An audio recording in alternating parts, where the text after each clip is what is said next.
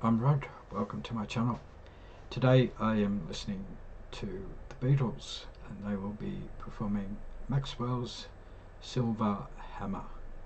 This is the 2009 remaster version. So here we go. John was quizzical, studied metaphysical science in the home. Late nights all alone with a test tube. Oh. Maxwell Edison, majoring in medicine, calls her on the phone. Can I take you out to the pictures, John? But as she's getting ready to go, a knock comes on the door. Bang, bang, Maxwell's silver hammer came down upon her head. Bang, bang, Maxwell's silver hammer made sure that she was dead.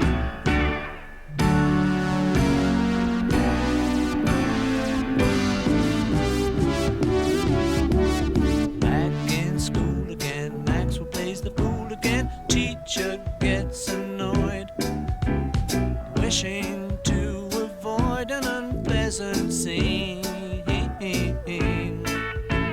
She tells Max to stay when the class has gone away, so he waits behind, writing 50 times, I must not be so. But when she turns her back on the boy, he creeps up from behind. Bang, bang, Maxwell's silver hammer came down upon her head. Do-do-do-do-do. Bang, bang, Maxwell's silver hammer made sure that she was dead.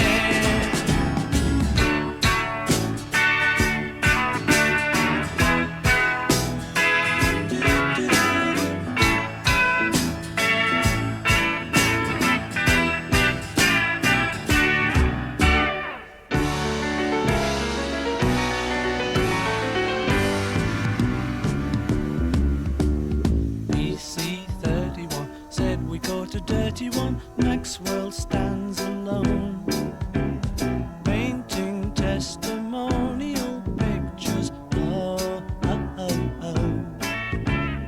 Rose and Valerie screaming from the gallery say he must go free.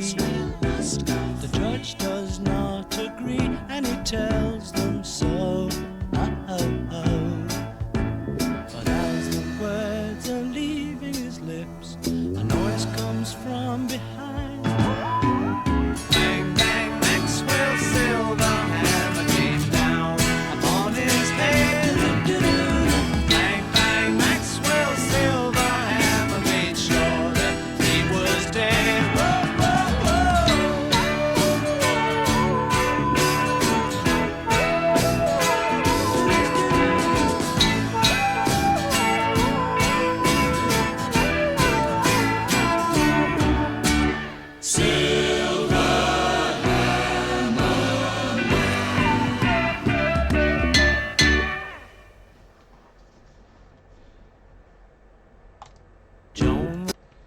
So that was the Beatles and Maxwell's Silver Hammer.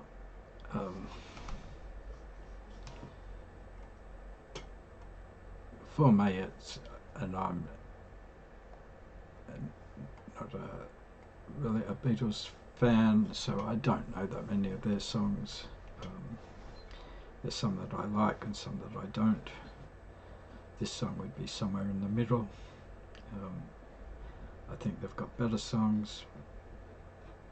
I think they've got songs that I like least to less than this one.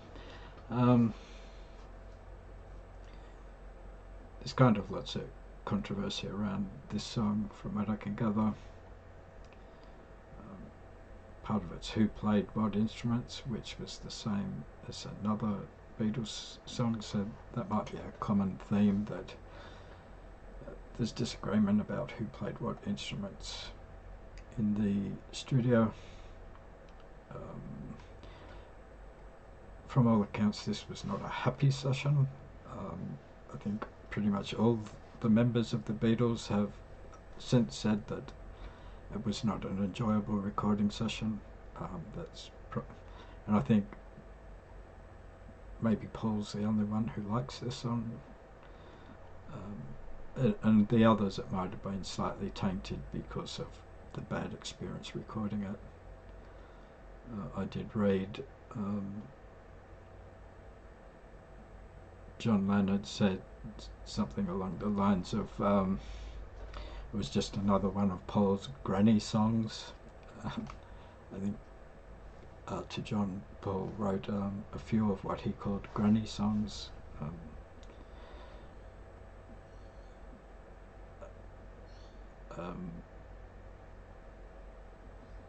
But I did read something as well, if it, and I don't know whether it's true, but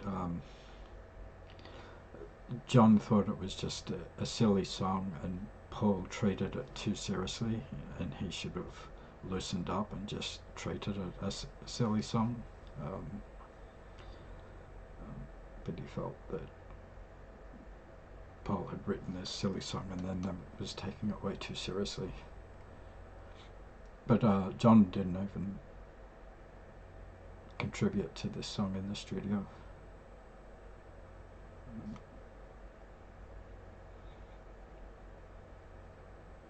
But as far as the lyrics go, it seems to be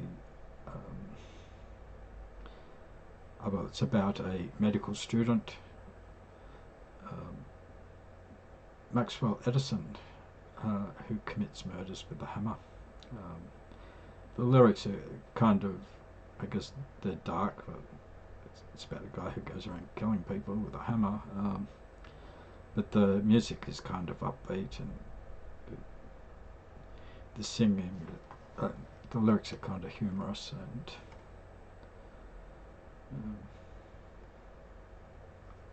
but yeah, for me it's not one of their best songs, but it's better than some of the other songs that I've heard. So a bit about them. The Beatles were an English rock band formed in Liverpool in 1960. The core lineup of the band comprised John Lennon, Paul McCartney, George Harrison and Ringo Starr. They are widely regarded as the most influential band of all time and were integral to the development of 1960s counterculture and the recognition of popular music as an art form.